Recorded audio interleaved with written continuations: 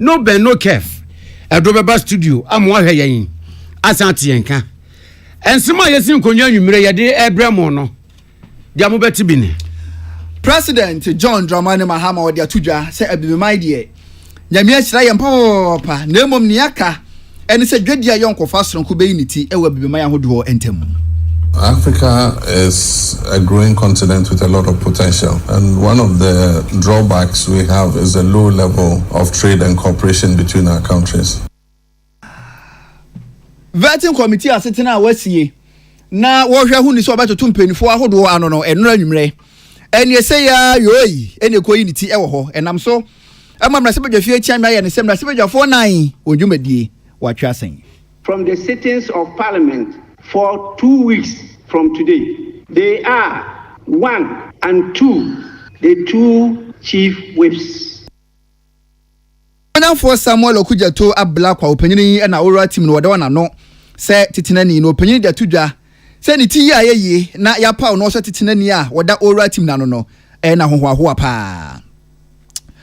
Dom kuma wo mra se badwa fie na wakasa kiremu se Ghana fo adwon ye won se wo yekuma bi se bi anomanum entivete no mentemo ase yekoso ne ne dom kuma na de na mo ntwe mo ho na dom kese ne nye omadwuma odumanyan fo Alexander fo nyoma kinkyeremu se sa na Ghana fo abadwe ye omo a omunti omani essence omu gina mu krenkren to krankran. Boycott is not part of us. We will stay in and protest, and they will not have their way.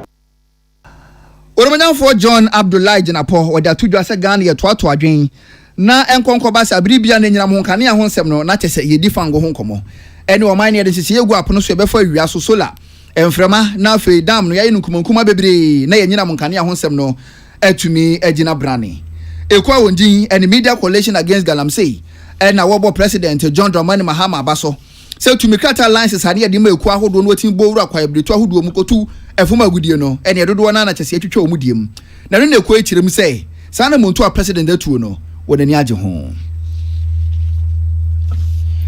Observation bi kai enu mu na enwumre yesin konya madaroma ya de Abraham na enwumeko yadaroma Oson's chemist say dia batabo ho ani twa yetwa na papa na tokro bia no a enwise wo mu no kusie nim nipadua bia na Oson's garlic capsules wo mu no yare nim MTN say everywhere you go baby owo bia opese ofra eba o kasa ye beti ye kasa wo beti no ene ne bomodien o mobile phone no fa MTN sim na chip ewuro mu say skolon high sense Ghana everyday prices for everyday people enyema ye use ofie electricity and power no papa so ba pankwan enche fridge mu kura ensei eye high sense say eye electric cooker washing machine smartphone sound system rice cooker blender nebuafo enso ya papa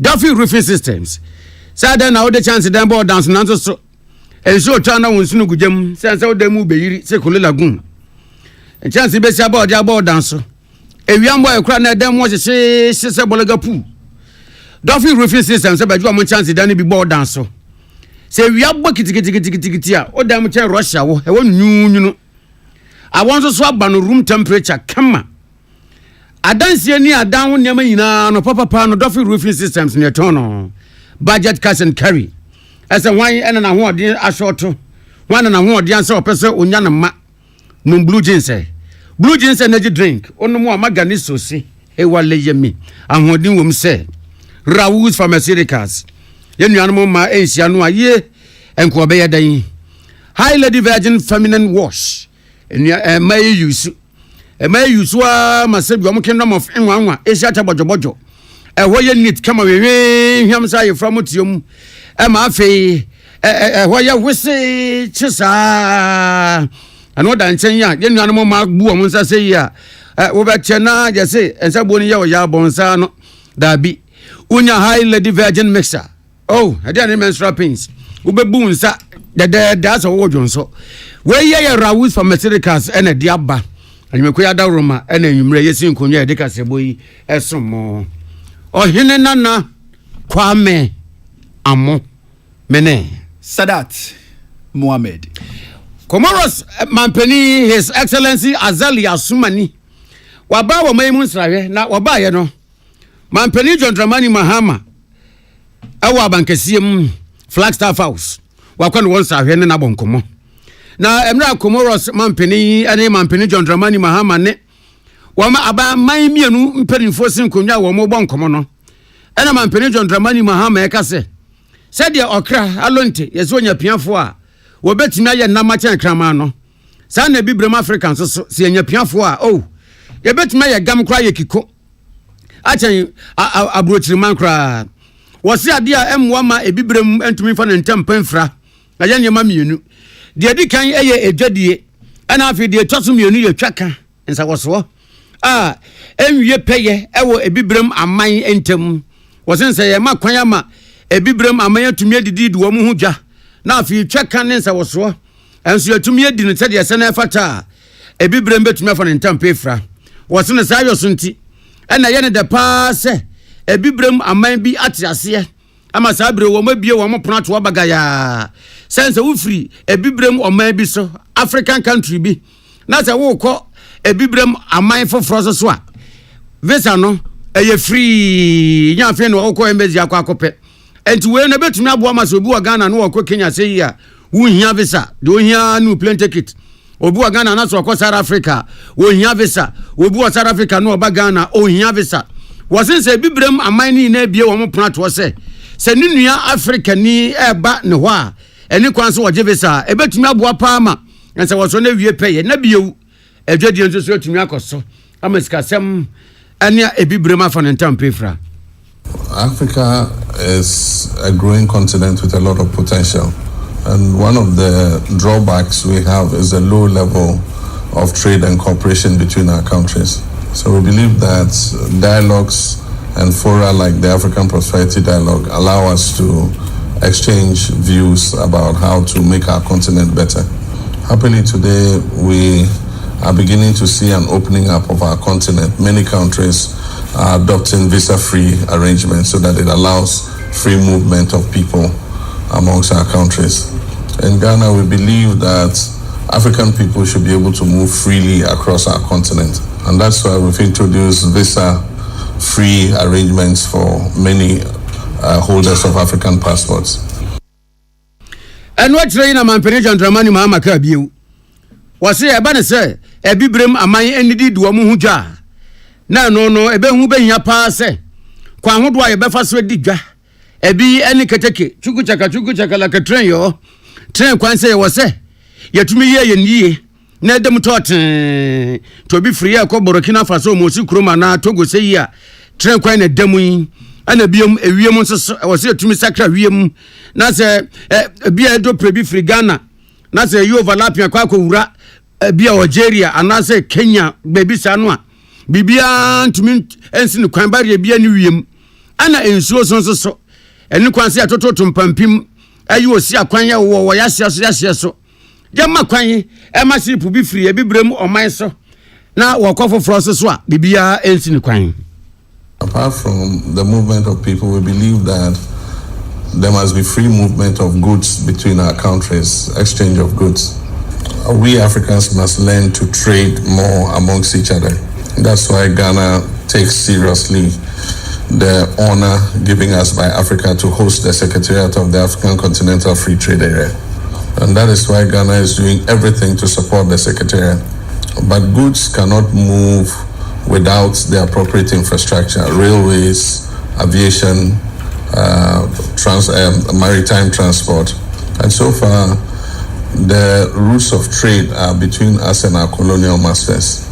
And so our trade infrastructure is not between ourselves. The railways take us to ports so that we can export to Europe.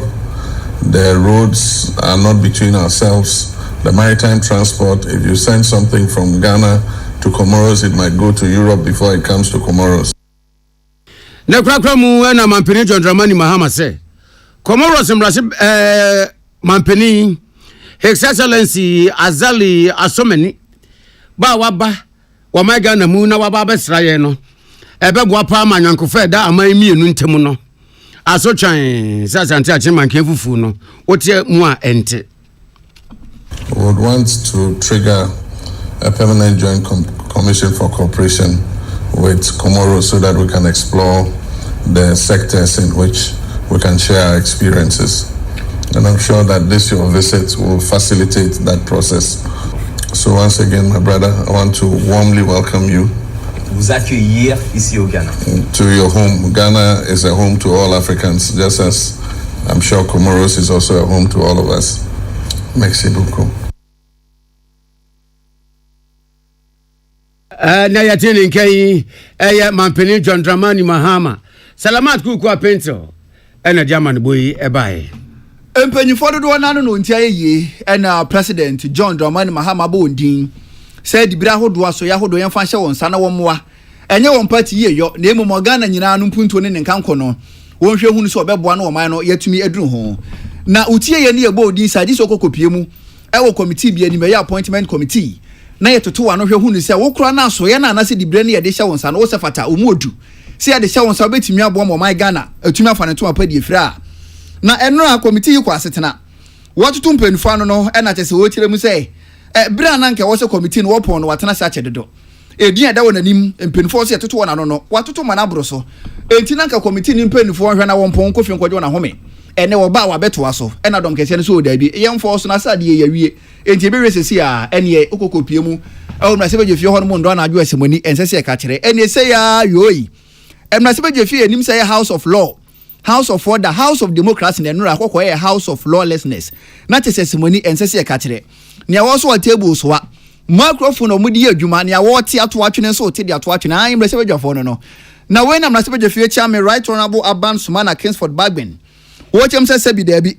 Yentimi ntina o ma gere mu na ye nya ne te senya mra ne kurum hanom na emra kurampo no e hyase e wo mra se beja fi ho etimu no mu ye mra se bejafo na muntimi fa mra ne pepepe ye nya adwuma ene na gidi a Ghana fo benya wo mu no eno no de he eno ntini mpanifo aye ne se mra se bejafo nan sebi ye ntwe o ma so na o kine bi na foforo nso wo ho no mu ahweso na wo de esua de na mra se bejafo nan ya wo ho aka orumunyafo Roxen Nelson da fa mekpo opanyini no wote adom kese no orumunyafo Frank anodom pre ono so tia dom kuma no orumunyafo Alhassan Tampuli gushegu mra se bedwani no ono so ho aka na orumunyafo Jerry Ahmed Shaibu opanyini na chese won ye nura yenja no kra na table no won fan so a wejagbawe omra se bedwani emra se bedwafo nan na chese won ho aka na mra se bedwafie chairman right honorable Aban Sumana Kingsford Bagben mashallah wadam mra se bedwafie na no wo hye won se won hwe hunu se samra se bedwafo nan na watwemienu ntwamu a woni ho kwan so oba mra se bedwafie.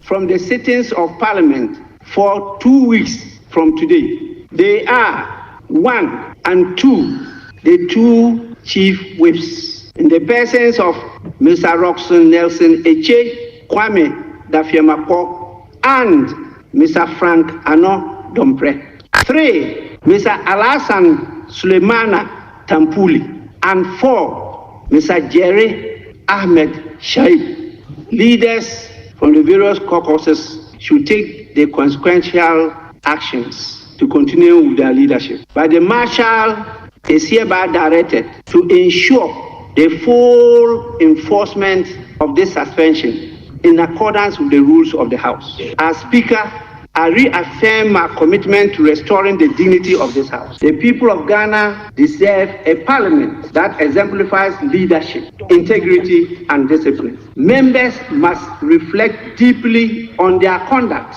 and be reminded that they hold their seats in trust for the people. The events of 30th January 2025 and this morning must not be repeated. Na menim se ubisa se na se mrase badwafo o moye basabasa no mo doso na adenti na nipa nan pe na chese wo ho akokan ai eno speaker kire mu se wapo badwaku nipa enson ene wo so orumunyafo Emmanuel Bezra opanyino ye ho wasi mrase badwani se badwaku yi wono ene bede wona no obehwe hu ni se ne yesi ye nura e wo mrase badwafi ho no obeye mu hwehwemu ne hwehwemu a besi ase na mrase badwafo nkae ehu se omo ho bo mu no omo so ye betwe wona so na yensenda ho akira foforo se bi nyansa kwantu awotuo e wo mrase badwafi ho no ye kɔ na dwen ye nkɔ na brane so. The committee shall identify all members involved in the disorder and submit its report with findings and recommendations within 10 days from today. Any member found culpable shall face the appropriate disciplinary actions as prescribed by the Constitution 1992, the Parliament Act of 1965, and the Standing Orders of Parliament. This does not absolve the chairman of the Appointments Committee from performing his duty under Order 268, Rule 3, which says, and I quote, "The chairperson of a committee shall maintain order at a meeting of the committee and decide on each question of order. And A, where a member persists in disorderly conduct, the chairperson may refer the conduct of the member to the House for determination." And so I expect the chairman of the committee to also submit a report to this House. The following members shall constitute the membership of the special committee. I have not consulted any member, and this is a duty no member can fail or decline to perform. The committee is to be chaired by Honorable Emmanuel Bejra. Other members, Honorable Kwame Anyimedu Antwi, Honorable Gisela Akushika Tete Agbotui, Mrs. Honorable Abina Osei Asare, Mrs. Honorable Zaneto Ajiman Rollins, Dr. Honorable Vincent Opong Asamoah, and Honorable B. Anwatazuma Zieden. Right Honorable Aban Sumana Kingsford Bagbin. Masaba Jafie Chiame and Wadi and Samui Etu Janne. Emmanuel Akwali and William Gentu and Ebobo Manboyano Eddie Ebesumoyen. Na appointment committee ele de siye ina chire wo mo sanso enya adaje de kozongo konye aduane padie ni bi etena se ema enmunyamfo amampani yabo omudin se wo ma wo mo asafo dibre no wotonsa fra wo mo so mo mre na wo mo monkomo Samuel Okudjetwa Blakwa not time na se betwani wokoye na mampani abo ni din se wo be na safo a Wabehe Ghana ene yane amahodo so nkitawudie wonsem so Minister for Foreign Affairs na wakopie wa appointment committee enim ana wamototo questions mane no ase no ka na baako a wamotuma no se wamuhia anu yie pa ye Ukraine ene Russia entokwache ne yi a wamakwa asa krofo ntokwa ya pata wamu bia wamse dabi wamu ntie yi ana mu bisa Honorable Samuel Okudjetwa Blakwa se na ekoba ne sen ana aman mienu Russia no Ukraine wo mo ko a wahuri high jump akogina baako achi ni wakwa akota baako achi eja baako ana Samuel Okudjetwa Blakwa se ono Samuel Okudjetwa Blakwa no way se why dan wakogina aman mienu no baako achi empire ne so obeyesa say wono pa beyesa pa de nyame mpangu na bonsempa won fonfira odohere se dabi wonyesa no ntumi yesa so da. The conclusion is far-fetched. I'm not taking sides. And Mr. Chairman, I know you'll be happy to hear that I have been invited by both sides. There are probably few people who have achieved that. The Russians invited me, and I was guest in their parliament. There was a second invitation where I went with former President Mahama to launch his book at the Russian Academy of Sciences, the Russian translation. And then the Ukrainians invited me. I spent a week there. We were, touring Kiev and other places. We went to the landmines. I helped them to even demine, some of the Russian mines that had been left in Ukraine. So that should tell you, the countries don't have any issues with me. Israel has invited me on a number of occasions. The Palestinians have also done that. Indeed, the Palestinian ambassador in Ghana is one of my very, very good friends. And so is the Israeli ambassador. So please be rest assured that despite my ideological stance on these matters, you will see objectivity. But Article 40 is clear. We must also, in the pursuit of our foreign policy, be guided by international law, a rule-based order, international principles. So where our friends err. Now, and what say now when we be saying you say, oh yeah, Ghana embassies a war a man who was no. And Pepi na come here say Ghana for one more sa a minus no. say wo mo pemwo bi de free ye embassy say wo sa aman no so no wo mo be pa enti na braso be ye den eno so say wo mbeka yi a emra ni wura mampeni John Dramani Mahama ebontoa afi atwemu no ka bibi say what the fund bi afa no Mahama fund ebeba na sa Mahama fund no na braso say foreign affairs minister wo be ye de obeye bia ma sa foto na baso sa foto no ena aban ne de beboa Ghana ye embassy say wo ewiasa man nyina so se de be yanse Ghana ni bi pemwa na wo de nasi mirika atoa Ghana embassy no a emwa na wo pene ne sabeka. As ranking member, I advocated strongly for the establishment of a consular fund. I was shocked to learn that our hardworking foreign service staff have to sometimes contribute their own money from their pockets to assist distressed Ghanaians out there who need consular assistance. In the budget for the foreign service, we don't have a line item for consular relations. And you know, under the Vienna Convention on Consular Relations 1963, countries must extend these courtesies to their citizens. So, as foreign minister, when given the nod, I will make sure that we establish the consular fund.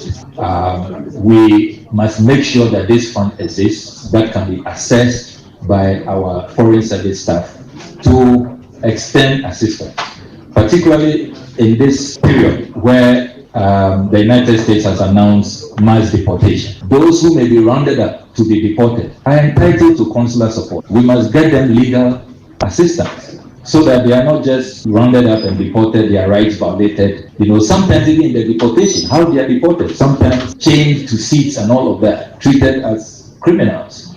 That is a violation of their human rights. It affronts their dignity.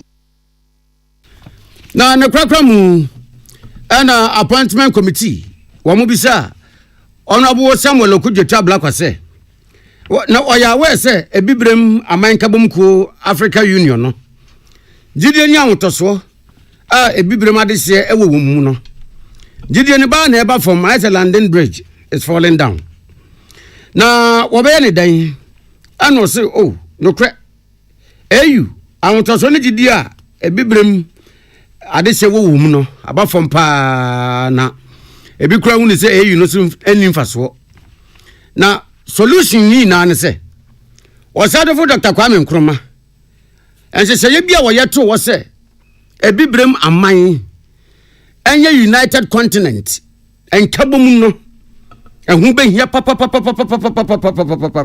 yanfa osadefo ense se ye ni adwuma. You will be that let us unite. And I'm glad that President Mahama has so much goodwill. Look at the number of heads of states who attended his inauguration. And already he has so many invitations. He's just returned from Tanzania, Kenya, and everybody wants to, host him and have a discussion with him. And I think that he has that potential of not only becoming the focal point, a potential AU chairman, to really galvanize Africa and get the African nations to unite so that together we can have a common position on what the African interests should be. So that would be my approach. Going back to the Nkrumah template of Africa must unite. Let's present a common force. And with that, we are talking about a market of about 1.5 billion.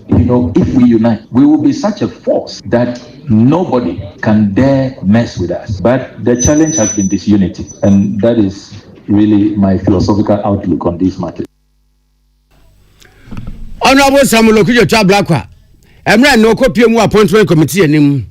Dia course bi en Madaroma William Gentu and Emmanuel Akoli yakrache form wo na sebejo fie e de abreye no ya tempo anu dia na tese anwemu an yete ye wo mra sebejo fie a na appointment committee no ndwumadi a wodie e na tese ye wo mu odumanyafo Samuel Okudjeto Blackwa e na tese ne nam ho apaso a ye titibie na meet kakra ebo pa prem to bre ho opanyini tina ase no o hwe obra no meet adununsia agba pa no nsia ho oda so tina na mu a tese ye toto na no saa na brampen for to odumanyamfo ya no na obisa ne say operation recover all loot oral team wa yebo ni din so the be titini obeda wana no na ne bojo so ana se wono yebo ni din no so mu sen e no so yebo ni din so oral team ye de na ka ho no krampo ne be titini ni no che say ne ho ye ne de pa na se ne sia na ho no na che se wo hu bi mpoda na wora team onjumadi akura fira ase endi chebi no Ghana adan bako aduonu ena tis wetimi age eda mo oman no asenkanye oral a na kankofo bi ma eba be wo de japade mo chine bi okoka se won papa ena abo brache obi a e wokurum ha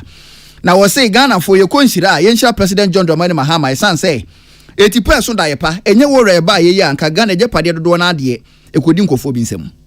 One of the jobs that I am so proud of, and I will remain ever so proud of, is this sacrificial job to chair ORA, Operation Recover or Loot, which is a major plank in President Mahama's anti-corruption drive. The establishment of ORA is such a masterstroke, and President Mahama ought to be commended. I can reveal to you today that since ORA was established, just by the establishment of the team and we receiving information from the general public, we have saved this country 20 bungalows which were going to be demolished. 20, and I can provide the list. Bungalows that were being occupied by staff of Research Department of the Foreign Affairs, the Ministry of Gender, the CSIR. Bulldozers had moved in, but because they called the oral secretariat and we then called National Security to take action, they were able to protect these bungalows. I have not added the Du Bois Center, the NDA lands, which were about to be captured. So President Mahama has saved this country a great deal with the establishment of ORA, and all of us must support ORA. Now we are having an international discussion. Many people forget that ORA has international dimension. I need not remind our colleagues here that President Nana Addo Dankwa Akufo-Addo has been an ORA champion in the international arena. Why do I say that? President John Dramani Mahama ORA team a down a die no penyina wada wona no setetena ni urumanyafo Samuel Okweja to Ablakwa ena ches wode ensemu yi etudwa na enu achi no se gina so di tudwa bi enso we beka so ORA no se Ghana haya no omudwumadie no anopem ena wose de bi ORA team na tra Ghana konkofo amaso nyina na eme ye remfi sebre nka ne Ghana mampanyi na Addo Dankwa Akufo-Addo na wosom no okopiem nkofo amaso wode to mrofo nanim so obedi abibifo so no abibifo ja pade dodo na wo wiaye enti won sansa won achi ofa bibifo ade mbere omo ORA adwumadie no ebi no. Our colonial masters who looted Africa, they should bring it back, return our monies, our artifacts, return the loot. So I'm so shocked that our friends who started ORA even before President Mahama won the election in the international arena, when they come home, they don't want to hear about ORA. This is quite remarkable, you know, and I would have thought that charity will begin at home. You want the Brits and the French and the Dutch and others to return the loot. But back home, you want looters to go scot-free. Let's not do anything about looting. I find it really contradictory. So let's see some consistency. The other international dimension about ORA is that if you check the ECOWAS protocols, the AU Charter, and all the UN charters and all of that, anti-corruption is a major plank. According to the World Bank, Africa is losing about $88 billion every year because of corruption. $88 billion, and those are conservative estimates. For Samuel Okweja to Ablakwa, North Tom Rasibedwani, opinion. Ena bibia koya obeye wosoafo a monone nsem kan aso ye obeda no ena wodi sansemu etu Jamela Lakwale en William Gentu ena wodi amaneboyi ebesom yen na vetting committee na se no ena domkuma no ba no dani Urumanyamfo Alexander Afenyo Makin wokasa edi atu dwa se enura ne yekoso e committee no asetinemu na anopa yin so bibisa asa koso na manfo ahyase a wokasa se o na domkuma no enura committee na asetinemu na nka mo abra se nka mo betimi asore na ne dom kese no nkwa no mo doso enough na omatimi ato adwen na tese omatoto mpinfo ano na ene Urumanyamfo Alexander Afenyo Makin si kiremu se Ghana for so sada ye no wonte wonani se wadwen ye won se domkuma na ba be sore Africa committee na se na tese dom kese na ye no opede ya ene emma so omobekoso no omo asinkonwa efira ahyase yi ekodisi obewie.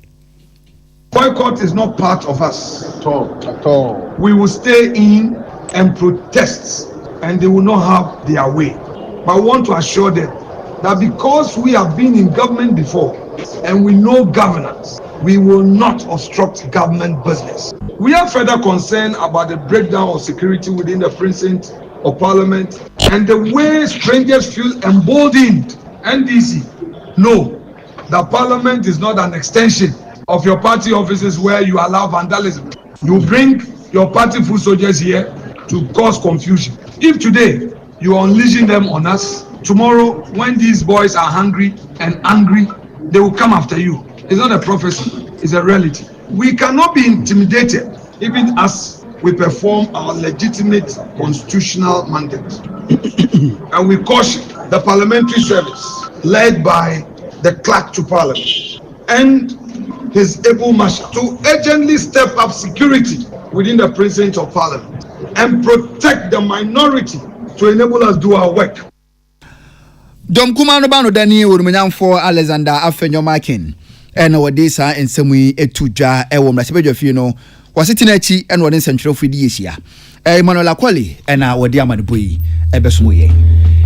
Engineer Dr. Kenneth Asibe and a convener at the Media Coalition Against Galamsey. Now, Wajina Ekona Nemu Abo Mampeni John Dramani Mahama Abasopa Abasa Wabo Mampeni John Dramani Mahama Ina Jina Asamu Mampeni Dia to Jase Webi Bia or license. I will to me Bora Yakoya Bretu. Yasha to us say Yabon Banti. And more beyond 5 teaspoon. And our country pom wurem. Enko to a ho asase say. What the baby bino. Some for license ni na abayetwem. Yam pese be hu se fitting nako. Wo bie gbowura forest reserves. Yakwaya yasha to us say. Emo bia nwurem enkwoti emu nua ahaban mpo. Emo bi nwurem ama emu nua mpo obi nkopan so de yeso kodu atwini se. Yam pese obi begbowura ho se. Otu asase mu agudie ho. Uwa license so, uni license so, asiegu yetwam. Sasa mi amampeni kan ye no, na engineer Dr. Kenneth Asigbese. Obo mampeni abaso. Na kwanya ye betumi abo ye kwaya. Ya shatu wo se emu obi anwurem no. Ekwan betumi afaso abo ho ban no. Ekwantrodo, ekwanpa no. Na mampeni efaso yi. Na se wanfasa akwan no so no nkokofa akwan foforo so a. Kebekwa kwese wo yisakula na wopese wopaya boy enya possible wosi ni pebia so mo ho bone menko wosemeko wa wonim se kwaye bretuo yi fititetentre ne da tiatiri kura ani asha to se ehwo no ayese nananom po ya nwuram na so ni pebia kwaje lansi se wuram ama mu tum agudia masafo no ugya wo mo se kim a garden of Gethsemane and garden of Eden Kromekwa Kutuma asasumu agudie mampeni se wo chiri sa wo bia nyai lances no wagini na ewie yi na ya kunadu ana ne engineer Dr. Kenneth Asigbe atwetwe nkomo yi na wakan no wie ye no se ekuo na ya Media Coalition Against Galamsey no wo metintim krata di bia koma mampeni John Dramani Mahama the Biakoma Speaker of Parliament, Right Honorable Sumana Kens for Bagben. The Biakoma Womani Post to Domso Sane, Inspector General of Police, Dr. George Kufu Dampare. Ni na fa Honorable Oscar Oforilabi. Win constituency, Mnasibe Jenny. Yabon Kwedu, so a negalamse, Ayese Kusiani Yoke, Bakun Kun Yano Yankono. Krata Mun Samu Nansen Penifoi, Woman MP, Nase Mupana. What was a monopo? Sisiaka, no, ya choka takoma, omampini, Yachobi, Diakoma speaker, and now Yachobi, so Diakoma, IGP, say, we are our win MP, our win, Infono, essay, Galamsea, Elcoso, or no swimming gubi. Na, to the essence, say, Benufo, and Yachu, say, I'm post and Yampa, because I also say, and Yampa. But it, Brad, you say, they make issues, say, to the bottom of that particular issue, no, they are resolving it. Into the president, there, the issuance of license to say we will complete there. No year at them there HSCC no say quite people want against you if you bad no money you preserve. Yeah, engineer Dr. Kenneth Asigbe. Why Media Coalition Against Galamsey convener. And come across an area ewo Peace FM ye prem to breakfast boso. Georgia sani amana bofo a na nidi nkomo ye chi a wode etri ede ibaye. Ensia musunku bi koso ewo Accra International Conference Center. African Prosperity Dialogue 2025 na enhyemu ya se no ena odumunyafo John Abdullah Jinapo ahone de so afo kasa wase ne kasa yim no ena wo chirem se o my Ghana say no eba ahone de famu a ye de hyehye pegu apono so enkonko basa biribia no se enya ti dum so pe ye se fango ho akwatwe dum so ye se fango asa dum so ye se enya fango nto saa de no ebe ye thing of the past e de am my Ghana enhyehye pa aban no edigu apono so ne bi ni say ye betime fa awia so solar na ye nya nyina monkane a ye be fan from aso wind na afei no dam no ye betime anya nkuma bebre na atumi aboase na be na ye ho na ye nyina monkane a ho nsem no e betime agina brane oromanyamfo John Abdullah kasayim no na wo tirem say abibrem Ghana nkwantimi nko na ama hodo aka wa kire no ye nja won ho eje ho akwakọ hia se nya ye to adwen kwampa ye be fa so a se Ghana ekọ ama hodo nso betime di akire bie ne ye nyina no ye nyina mo ho nsem no atime agina brane. Ghana positions itself as a leading hub for value addition and intra-continental trade within the continent. As you may be aware, Ghana is committed to leading Africa's energy transition whilst advancing sustainable development. Under the leadership of His Excellency John Dramani Mahama, we are committed to embarking on a progressive path towards ensuring that we achieve renewable and sustainable energy, not just for Ghana, but for Ghana to serve as a reliable hub for the entire West African sub-region. We are also committed to invest in energy to make the light stay on as the foundation pillar to power our policy of a 24-hour economy, which we are committed at achieving. Na enwachire no ena wodomnyamfo John Abdullah Jinapo was idea piece to say ohwe akwan ahodo wa Ghana ye de ye ni sodi hunu ne aye ne se sa akwan no so ne ye befa na ye nya nyina monkane a na chese aso yen ama ahodo so wodan yen kane afom no wonso wanya bie na Ghana ha se nso no enkurase ankane nduru ye no wonyina no wonsa beka bie no eye nhye pa eye kwampan so a ebeboa ewusie kumeko wiem no ebetwa so ama oman no yenso etimagina yie.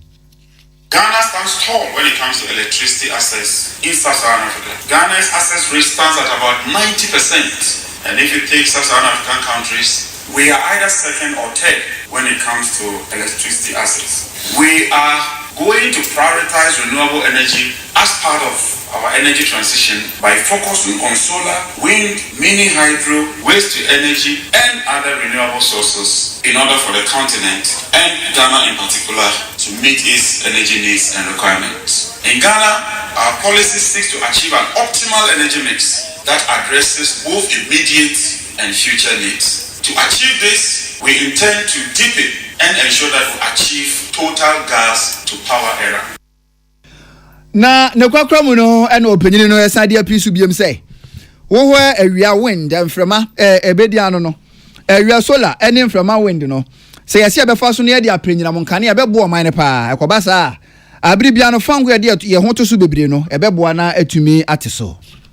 Already, about 80% of our thermal fuel needs is achieved with natural gas. And with what we are pursuing, we are confident that we shall achieve 100% gas to power when it comes to energy consumption. We also want to accelerate renewable energy consumption, both on and off-grid, as well as promoting energy efficiency to reduce wastage and ensure that we achieve overall benefits from the energy that we produce and consume. A successful energy transition hinges on the availability of skilled labor and expertise. And for this reason, Ghana is prioritizing the development of its human resources through targeted training and providing the needed education so we can withstand the headwinds and go through the energy transition without serious challenges and hitches.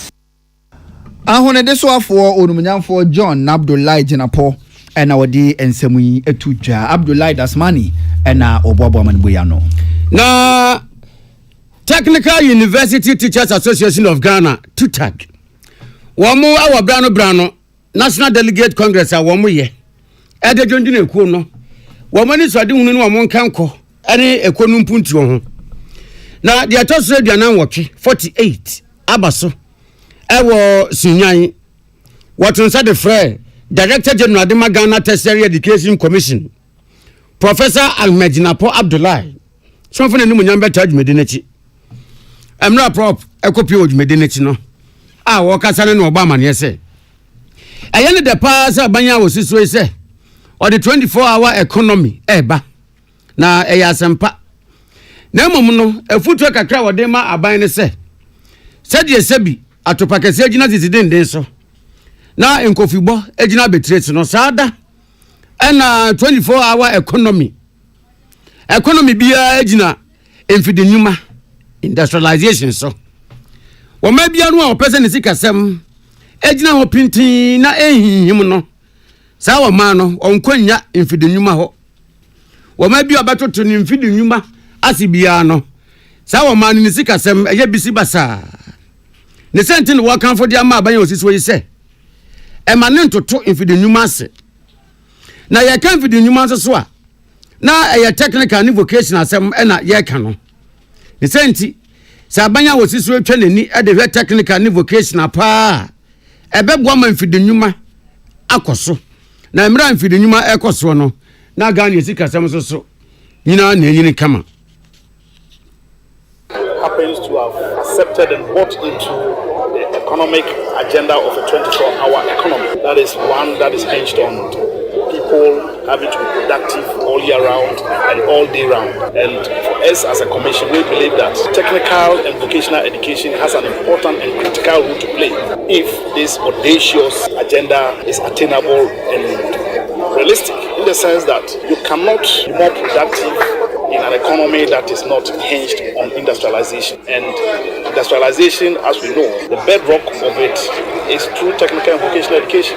And technical universities have a critical role in owning technical and vocational education and also being able to put it at a pedestal that will enhance productivity. Director General of Ghana Tertiary Education Commission, Professor Ahmed Jinapo Abdullahi. I would make dear Kronase and our President Edema Tutag, Technical University Teachers Association of Ghana, Professor Uriel Tete, and so Kasa Yena, what's Rabbi say? What him say Abanya was this way, Wakasa, Ewo, and the sister Yandin to Tiawa de Ebecha Galamse, so say, Tain, what's Rabbi, and Madame Koyakas Atentia and Toponko, Nemo Montu one amona, Galamse dear, Yentuasiana. Bomb. Another critical issue we must address is the Galamsey menace, which continues to wreak havoc on our environment and community. The recent shooting incident involving illegal miners and the military at Obuasi is a grim reminder of the urgency of the crisis we have at hand. TUTAG will not hesitate to take to the streets if government fails to implement sustainable solutions to the Galamsey issue. The time has come for decisive action to protect our natural resources and ensure that mining is conducted in a way that benefits the nation as a whole. Failure to address this menace will have devastating consequences for environment and our people. Na nekrakra mu na Professor Engineer Kojo Dinkra apia our Vice Chancellor Demas Unyan Technical University on so kasa wojumede na se no kasa. Anna, for me to welcome you all to the 49th National Delegates Congress of the Technical University Teachers Association of Ghana, TUTA, and to host this significant event at the Sunyani Technical University, STU, here in Sunyani, the Sun City of Ghana. The theme for this 49th Congress, that is Technical University Governance, Strengthening Partnerships for Institutional Growth, couldn't have been more relevant and timelier, and we commend the executive of TUTAG for choosing such an insightful theme at a time like this when partnerships are the key roots. Professor Engineer Kojo Dinkra, Vice Chancellor Demas Unyan Technical University. Nana Sempasa, I was Space FM now, dear Amanboy. Eba ye na ye komra se bedwefie na emra se bedwefie crash Emmanuel Akoli aboye amaniye de ya tene se Samuel Okujo twa Blackwa Foreign Affairs Minister designate no mo totuna no a yesi bibiesi koi mama adwe ye ni yo empempra ye ka se de na si ya appointment committee vet na ekosona se your appointment committee be 3 minutes ago ena womode wenjumedie no eba iwieye na eye news aba speaker right honorable Aban Kingsford Sumana Bagden or say the CNRA appointment committee bet na sia but was see ya table bubu ne microphone tutu ye ne ibem no speaker say yen gbatema oman no any parliament into gina so the atwemasoja for a 9 assign no speaker say appointment committee no members na woman no sachaye ebebem isane directive na ode ebaye no eni nti no emra honorable Alexander Tinyomakin Guswa who bisa the questions there 15 minutes ago and o chire mo say speaker the directive biaba na ehube hia say anka betinye obugu so omuyi chairman no en suspend sitting na kakra na anka onkuti speaker no nene ewo directive or the buyer no efa suspension of 4 members no na speaker say obehia womo eni no anka chairman no suspend sitting no ana opekra on suspend kakra no speaker no na on speaker nkasa no ombisa ni mu yie say betu ama omo atoa wadwumedie ne so ana chairman say womo entua igwedie ne so no unhu ne sa inti chairman no ampenesa no ena honorable Alexander Tinyomakin say chairman no ene ne ya den dia ono question na ogusu awubisa no enya dia obekoso atena sitting ni mu vetting ni mu na wakoso ibisa ne questions inti o twene ho efi ena osore ye nti eba no sa no na chairman no first deputy speaker honorable Bernard Ahiapo say honorable Tinyomakin ewie ne questions na wo bisa ne dia any nominee not to win him honorable Samuel Kujeto Ablakwa minister designate for foreign affairs what is charging and we in the vetting no for ene we ya na omo nyina sorry ya honorable Kujeto Ablakwa ne mpanyifo edi ne chief shade me di ni bi no omo nyina sorry come committee no so members no sorry so omo de ene honorable Kujeto de no aba iwiye ntu bi sam ya dia esi eno no yo akwai mananko bi ebezi seja se ye nyane ntie se bre ya ka se yi committee ne da wote konwa so a Isifu Seidu minister designate for climate change wo mo totuna no ntinka wo mu wie na de anu wie na nka nche ya na bibi foforo bia bebia no obroni beka take effect after nasetna no. I think that is the view honorable Bernard Ahiapo or express it. Sir, they are working ya and are now on so per actually. And the honorable Alexander Tinyomakin, they know who differently, like don't know any son and Adrian Yeno. Jenny, so Omar being and Koba on the chairman on Tenasia. Well, also on the Obekin, like on to asking me some questions, and no sorry. Yeah. Kwai me beda sinti we na ye kan sa no honorable Samuel Kujeto Ablakwa ne vetting no wo mu wie a wo mate wo nse free ho kra ai sana chairman no kan say wo mu wie wa discharge no nti we wie say oti wo mu ni mo bi sa no questions na yes wo mo kwa aba no mo abeto aso e bia da foforo say wo mo be vetting no bi mbe wo mu we wo wie ne ono ne die no Jese no ana ora Isifu Seidu omo a wo mototo na no appointment committee no ne fa benya committee na unim na honorable Bernard Ahiapo da no na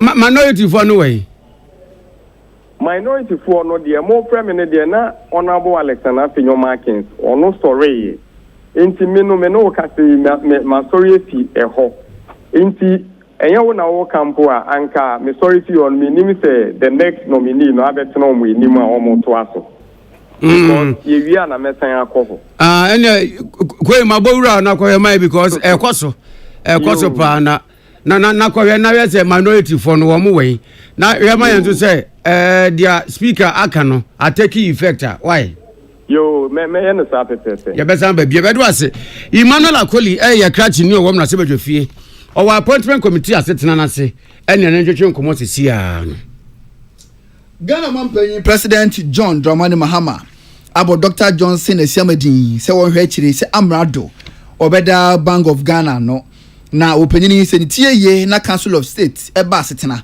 na wokɔ asetena na wagyi ne tumu a ɔba be ya amrado a kyese akonya kɛse obetena se na ɔman Ghana sika ho nsɛm na se Ghana Bank of Ghana sika kra bia batan no ɔba bɛda no na Dr. Ernest Adesina Ghana fo nyina nim se wono ene amrado a ene wo hɔ no no bibi nti opanyini ɔkɔdwodwo no ho kakra wo ko leave na nyame ya dom afia ya wura mi ɛyɛ obenimbo som ne de twato 31st March na kyese ne dwumadie okura mu no wo de bawiye na kyese ɔkɔ na homegye mu na entetu a wo se ente ne fifie enti no nya bere a wo kɔ no saa bere no ene ye bepa obi obehwe n'achi enti animanim ye Dr. Johnson Esiama ya pa no so wo mehwe achi ansa na 30th March na Dr. Ernest Addison wode adwuma no to hɔ no mu a ankwankɔ ba se kɔtɔfoforo afie na waba nsuo mu ohun bo ano mfa koranhyem na kyese adwuma no wahu n'ani so na wafira ase na watoto niema ama ɔman Ghana sika krabia Batan Bank of Ghana atumi akoyie na Dr. Johnson Esiama mpinfo abɔ ne din wasompen second deputy governor ewo Bank of Ghana 2016 and 2017 opanyini okuta PhD in economics asabodin in Sakaye efi University of Southampton UK na ebasika se mututu opanyini wogidi se wa bin wo mu papa ebasika se mudwumadia okura suahunu be yemfinhia aduonum yensa chi suahunu na se opanyini onye bayera abrewajo wonimde ewo sika se mututu yimu enu ti opanyini ne yabɔ ne din se wo mehwe akire se amrado na bibia koyia akonya kese watena so na chese yabɔ ne din se wodo na ye governor obeda Bank of Ghana ano krate from ampanyina tena ye epie montusi owura Felix Kwachi Ofusu ne nsa ene hyase ye na nanamo himfo a wa mo ahanta ana ahanta nanamo disenkunya asase so wo Western region to yemantamu ena wo mo boma mpani John Dramani Mahama abaso nanano se wo mo da nase ensada wo mo yina yenso so a ensada sentia wo mo da nase ene se emna mampani John Dramani Mahama epic na epic na so afo no wo mo de hie Joseph Nelson mampani epic no we ni sa to yemantam so afo Western Regional Minister na ne nanano mo himfo se sade na mampani aye no ehun na se nie wo mo de na se adore sade na ema no na na kwesi agiman a wototo nkron na eye wo hene kase a owo lower discof na nanmatena konwa na nanano mo himfo efrensem telefon hyiemu ewo atoyemantema hinkro takrade mu esem telefon hyiemu na se na na kwesi agiman ototo nkron ejina nananom hanamu ade na se yi ema mampani na wo kan se owura Joseph Nelson wo mo de hie yi wo panipa se wo ye nipa mu yiyimu wa baba ni nsem South Africa ye wesi obi awa tu adwo ma ne nchen emfa wo ne enton a wo bo kasa wo ka wa manyokuo se wo tibia no wo je wo sa anti eye nananom de no mo hye bo se ko meta ne ti sa chacha na dia ni bibia mu waje ne se na fatama aban etumi afa ne ntampe efra Panfufure wa be yebeda na se nkanka Mampani John Dramani Mahama the wafa honorable Joseph Nelson omrame Western Regional Minister motikano yeda na se ozane damchina bi ono se ehwe Western Region Charter and therefore yakechi kofeyin wanda regional ministers kakre bi suposi ndode bi na what on we basa ofia hanta ha obey regional minister even though regional capital no yenze oha so Mampani na ban yeda wona se anu atire yi na nana kwesi agiman ototo nkron oba mane se atoyama ntampa wo hwe eniama pa wo manyanya di free ho pa nanso so oba ho a empuntunuma nkoso wo se awra ho papa nanso so achiemu yesene kasabebo nyina de wagidi se wo mode se kronkron Joseph Nelson ama mpani yi ne se atoyama ntam so afo ne de wo be piam puntunuma se trog ede wura mantanu se sudu ama mantam no aye krabehwe ma Western region for ye here. Sir, Abibia, Eshasidaka Western region, no answer ma, no we are who. Usan the Asians are ma, yet a boa, and there's a boa of money, gun of money. Now here, Punja, not Oya, who. Shorty a queen, Chambia, Yajin Cesare. You're not quite yet, young school, or your papa, young hospital, or your papa. Never people her on your wall, Western region. Sisiaka Western region, no fire West region, and the area. And the page, or in Niji, as a Nija Casapa. Na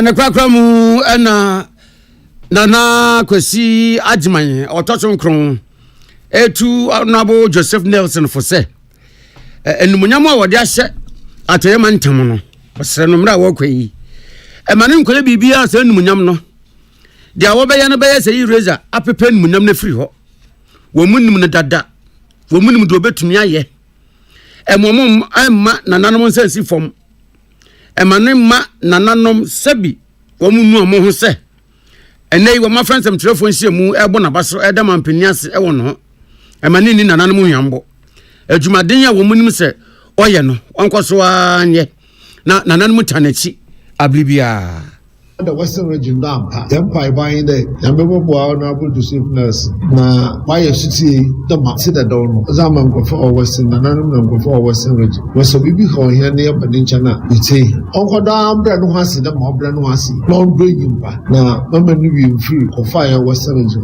Now, in some mountain here Western region. Now, and I know now, monthly nation, but then will be offered to be is one Western region of a little part. Governors, Governors.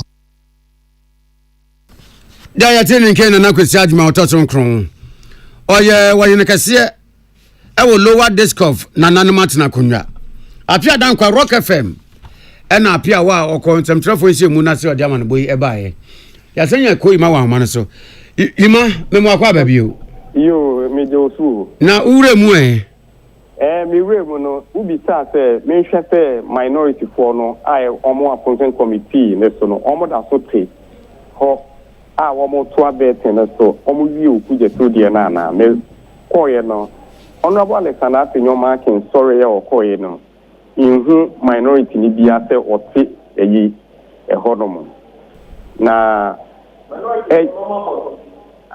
ya obi ante honomo nti obi eni honomo anti majority na eveti necessary menamo kasa na o kan say opinion ya boni din say on be minister for climate change na o te ho no me ko ya pe no mu wie ne de no which means ani de no 30 minutes square and 20 minutes square and omo wie ne de no omo afre no me ni popro o betena omo enim inti bet ne de course after ukuje to no second person na do to ni nu a wa betena committee nenim eno no ona bo kuje to omo ne no wie ye no omo ne ba ko nso wie climate change minister designate no and almost after for ono so no omo ba be vet no but minority for no asoreko honorable Alexander Afinyoma kin for any other colleague na was no so echo and we don't be intem they don't be intem because they are by after honorable kuje to ablakwa no when the 20 minutes when the 20 minutes you may be just one night be a climate change one now because our many questions be anyway with the me no one answer you might not say now your friends and the akwa be there that say yanti bi fufuro bia say edom kuma ne kobobo mo ho aba bia wu a edom kese no na be appointment committee no for ene no na tete for ene anto so me wie omo less no so for ene na de fiti time ya ekoi de na say edom kese no omo e wo committee no so na to aso but chairman no nim say so omo to aso a entia emra na omo de ye edwuma no ebi obi be raise the issue of quorum chairman no nim say entia because ocean numbers na majority for more committee no so no omo dosun minority for nti chairman no de emra no na ye edwuma nti eba no issue of quorum say omo wo so I want me to edwuma die no so en ha in terms of omo number na wo ho no na chairman na ama wo mo to aso nkwan ne de na chese onim pe entia wo mo mra you may better say yo I was for say you can say Madam Charity Gardner man penya boni din say obeya no ahafo mantamu suafo ono na ote committee nanimu a wo mo etoto na no ya ho meka se boye sumra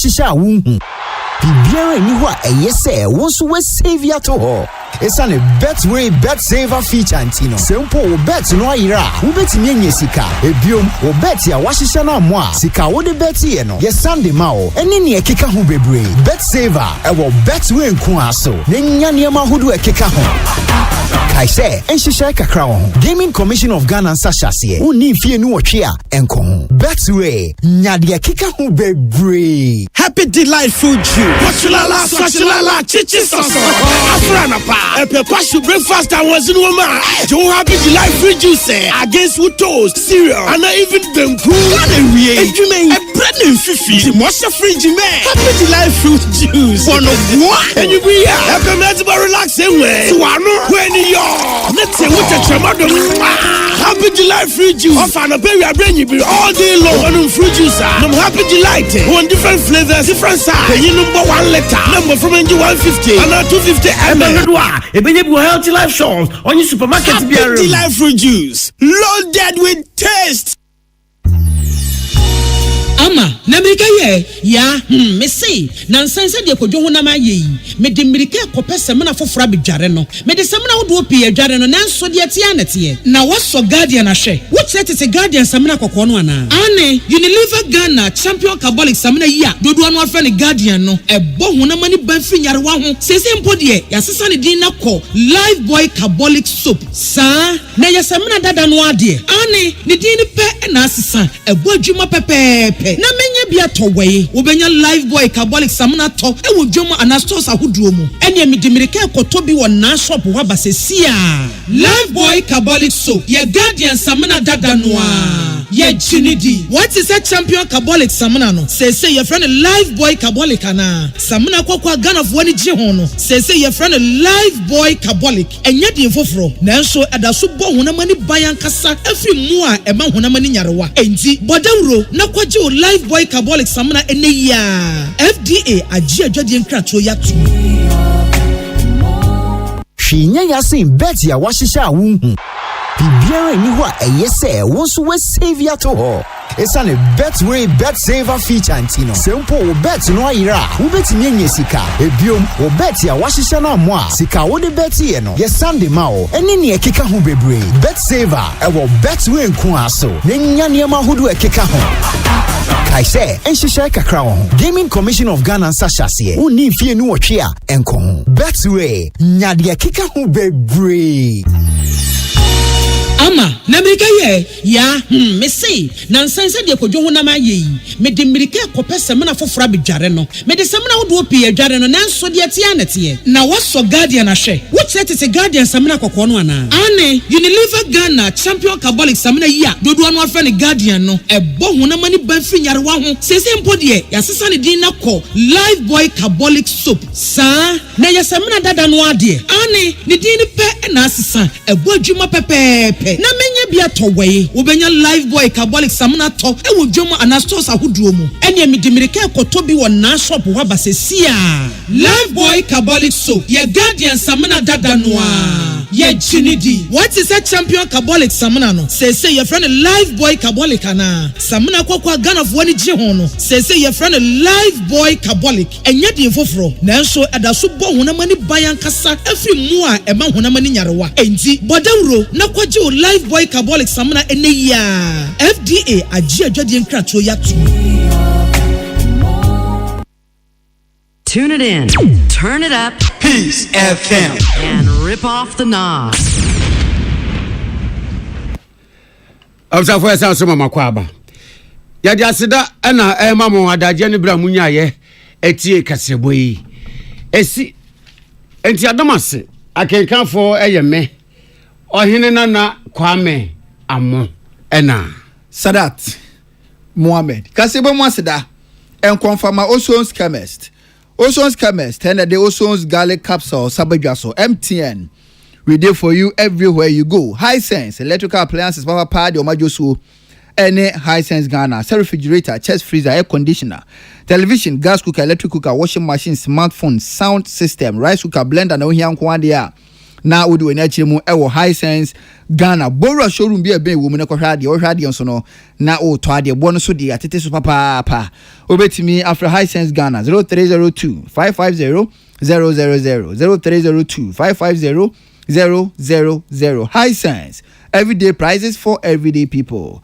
Duffer roofing system say we see dan ton we see a dan ananka say one put na we see we dan awie nemu ma hode na sa say be ye na be boss na tu akotena dan mu na ye den dia ma wo Duffer roofing system pay no for say ka shegbe wo den hye pa babre na wo so beje wo de ehye wo de aba na say brane ye ma wo chance ne fa ko board dan so bre pom no watu sika no e de ma mpeni for na wo mpe we de na pe Duffer roofing system say woni society general sika krabia no ena de sanhye eba enti so ya abon adwuma na wakatua da controller and accountant general katua ngoma so nko ade ene oni problem brey na chesebeje nchense ni fa ko board so na ebia na won so ya nkronkro adwuma bra na yensi nkonwa na yeni nkomo ye be ma obidodo aden se wo ye Ghana ni ene ntine Duffer roofing system mpe ni force gise wa ma oba nko ade a ye besusu da na ma na ye hu nchense dodo obehia ya hweso na chese de ama obrepom no wabetua osika ede amampeni fo behu ya kira kwan ewo East Legon ye ben Trinity Theological Seminary Allied Force Station chi wono mo pe na behu yen enya san so a East Legon send am kai no Trinity Theological Seminary hono mo Allied Force Station chi hono mo pe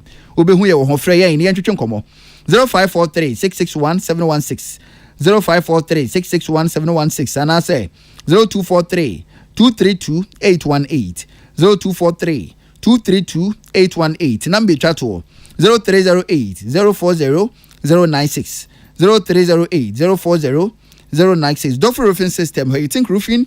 Think Duffer. Budget cash and carry and the Blue Jeans energy drink abadwaso. And the Blue Jeans energy drink in the bag and just be finish duno any achiriniye. And to be son and wolf you say what breast on energy drink ben we need more back to say Blue Jeans energy drink. Oh, papa and your buy and or more but two Blue Jeans in Nana Sass and Blue Jeans in and so Blue Jeans acrobato or that's what him team. And two energy drink I warn no never someone who de na boni pedran ho banya. And one Blue Jeans energy drink, vitamins, any nutrients. I must say B. And two Blue Jeans energy drink, no vitamin B2, B3, B6, B12. Nina no, ubena some fast of taurine and guarana. Nina no penny for the ya Blue Jeans energy drink, no more. Nina no, just say, or better in the day. Never na some fast or Bema no me ye, or Bansu no ye. You do more no after budget cash and carry limited. 0208 128 190 0208 128 190 and I say 0550 010 000 0550 010 000 Raoul's Pharmaceuticals and the High Lady Virgin Feminine Wash and the High Lady Virgin Mixture abedwaso we no man komo we be ma TB o kwa to bi fa komo ahokani o maame anase o baba no na on fansiesie no ho sebi ma o ma yusu High Lady Virgin Feminine Wash no mudi ho adanse o mo se papa na wo yo ba na se High Lady Virgin Feminine Wash no why you should be pen ya obedi ho adanse oh man wo se echi man echi ebe man na chi saa na chi se kama pa na sebi ma you so bi gumu ayen hyeda nyanika na ahemfie ho no ekeka saa yeast infection ne ekeka ho na wape High Lady Virgin Feminine Wash kira kwan obehu ni se saa wo hawi